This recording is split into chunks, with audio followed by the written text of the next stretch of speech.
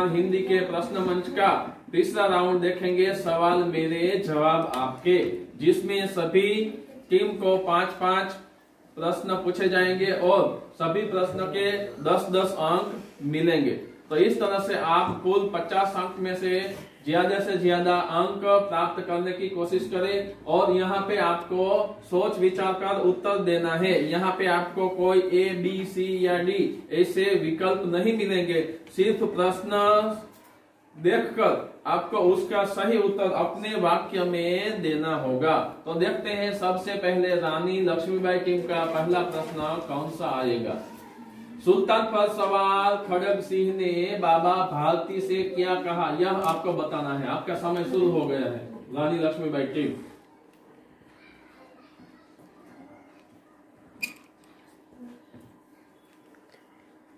सुल्तान ने बाबा खड़ग सिंह को ये कहा था कि ये घोड़ा अब आपका इर्जा, ये घोड़ा अब आपका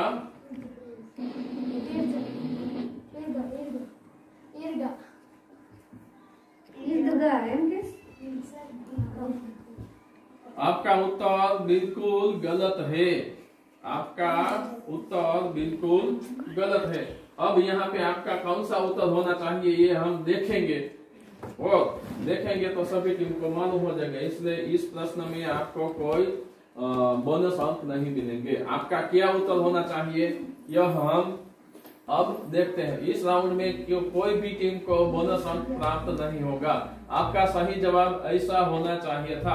आपने थोड़ा सा भी उत्तर सही नहीं दिया है। सुल्तान पर सवार खड़ग सिंह ने बाबा भारती से क्या कहा, यानी कि सुल्तान घोड़ा है और घोड़ा लेकर खड़ग सिंह वहां से जा रहा था, तब उसने बाबा भारती से क्या कहा, यह आपको उत्तर देना था। लेकिन आपने सही उत्तर नहीं दिया है। आपका उत्तर ऐसा होना चाहिए था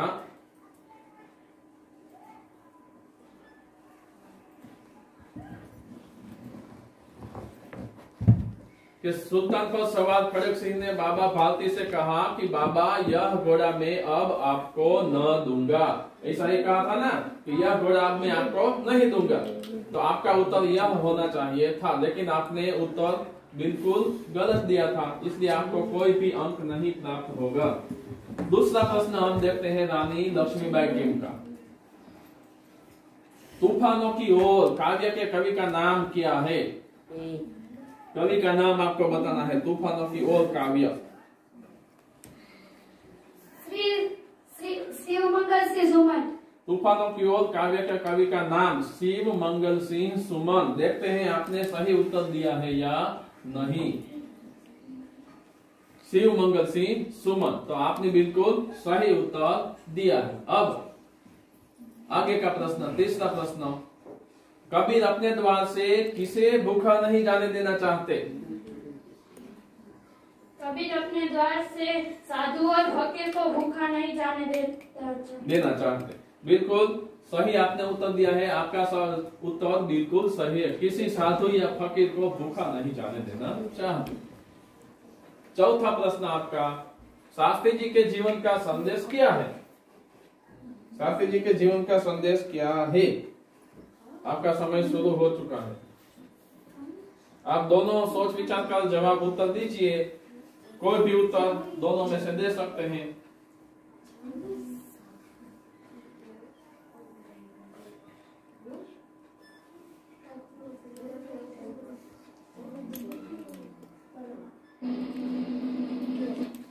तो आपका समय समाप्त हो चुका है।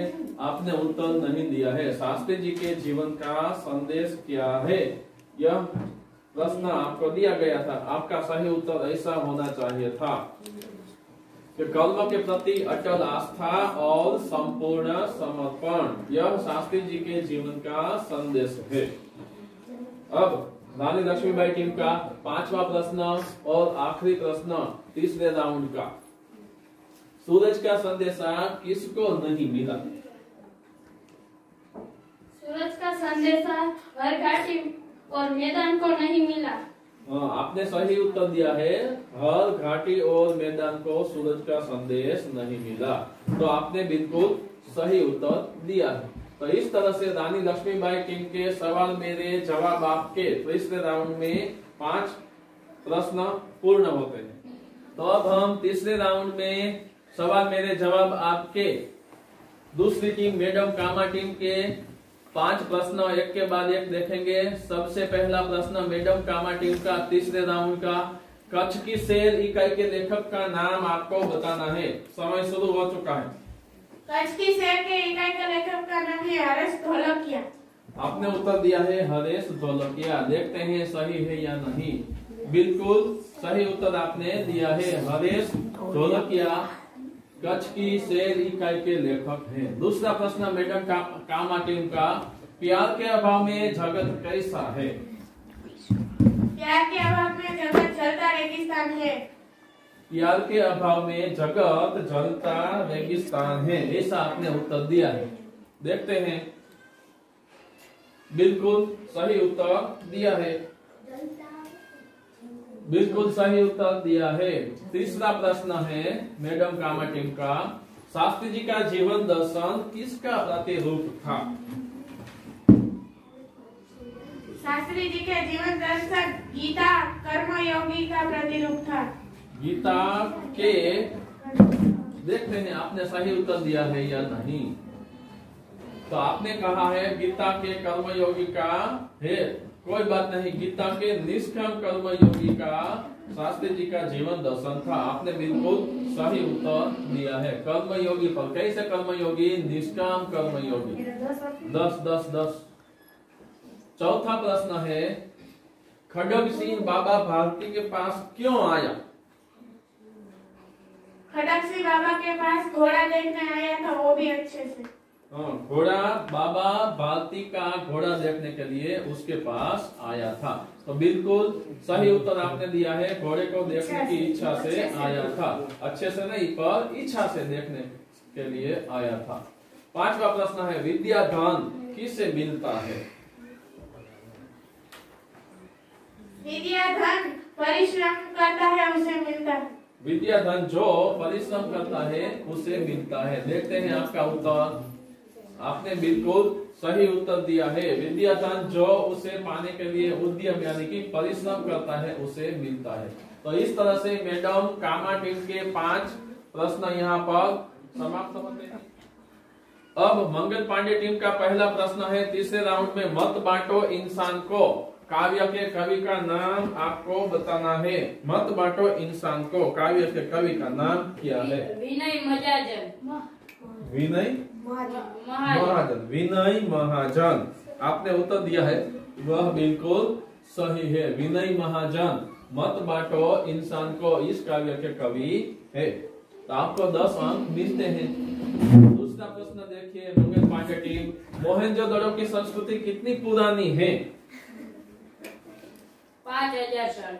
मोहनजोदड़ो की संस्कृति 5000 साल पुरानी है, ऐसा आपने कहा है। तो बिल्कुल सही उत्तर आपने दिया है।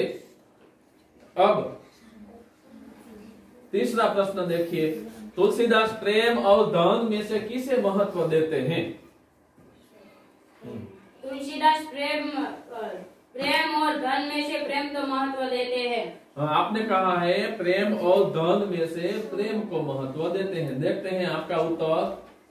आपने बिल्कुल सही उत्तर दिया है।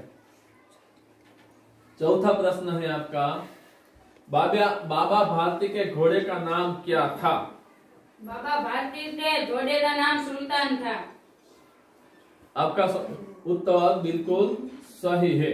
अब आखिरी प्रश्न इस राउंड का, विनम्र ही पृथ्वी के वारिस होंगे, यह उक्ति किस धर्म ग्रंथ की है? विनम्र ही पृथ्वी के वारिस होंगे, ये उक्ति बाइबल की है। बाइबिल की है यह उक्ति। आपने बिल्कुल सही उत्तर दिया है, विनम्र ही पृथ्वी के वारिस होंगे, यह उक्ति बाइबिल की है। तो इस तरह से मंगल पांडे टीम के भी 5 अंक तीसरे राउंड में, 5 प्रश्न तीसरे राउंड में पूर्ण होते हैं। और इसी के साथ ही हमारा यह तीसरा राउंड सवाल मेरे जवाब आपके वह भी समाप्त होता है। अब 50 में से 30 मार्क्स, मैडम कामा टीम ने 50 में से 50 और मंगल पांडे टीम ने 50 में से 50। Congratulations to madam Cama and Mangal Pandey. 50 अंक के साथ एक साथ चल रहे हैं। अब आखिरी चौथा राउंड बाकी है।